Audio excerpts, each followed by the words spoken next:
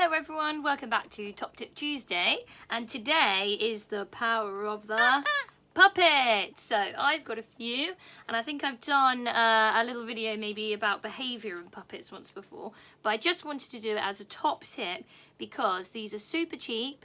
I got these guys off Amazon actually, and the bird who's there somewhere, big bird, I got him from a garden centre. They always have loads of puppets.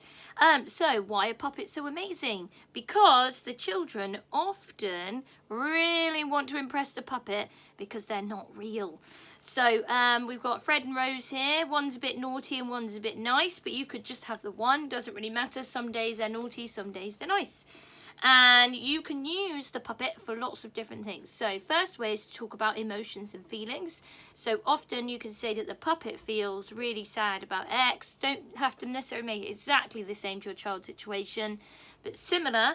And then you can then open up some chat about some feelings. Feelings with Fred. Number two, you can use it for marking work. So sometimes if you or if your child really struggles with you giving them feedback, marking their homework, for example, you can get the puppet to do it. And you can say, oh, get the puppet to talk to you and then give them the feedback. And often they find that soft approach a lot easier than you just giving it. Number three, you can use the puppet as a piece of work. So you could get the puppet to do some writing or some maths and maybe make a few mistakes, and your child has then got to correct the puppet's mistakes. They love doing that more than me just doing a piece of writing or something and asking the children to look at it. Number four, you can use the puppet for playtime. So you can get the puppet involved in imaginative play in lots of different ways. So let your imagination go wild. Sometimes the puppet might come up with the idea of what to play.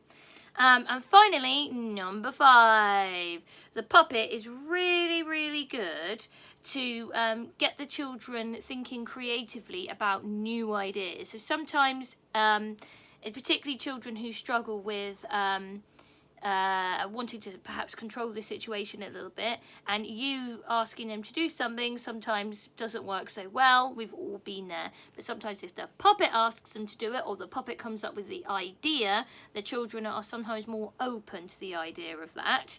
And the puppet can talk in child speak. So instead of talking in adult speak, sometimes when you're wanting the puppet to create an idea or something, anything to do with behaviour perhaps, get the puppet to do it in child speak. You do not have to be a ventriloquist.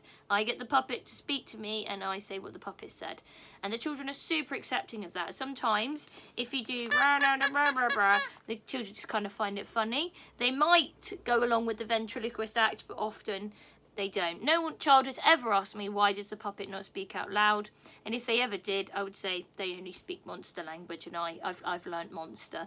So there you go, 5 different ways you can use your puppets. Super cheap online. These ones, the children can also clearly see your hand, and I honestly have never had any problems with it. So have a go, get a puppet out, and even the older children still love this. It doesn't have to be for young ones. I've got children who are 12, 13 that still love getting the puppets out. So, here you go. Top Tip Tuesday. Get online, go and grab yourself a monster puppet. Thanks, guys. Bye.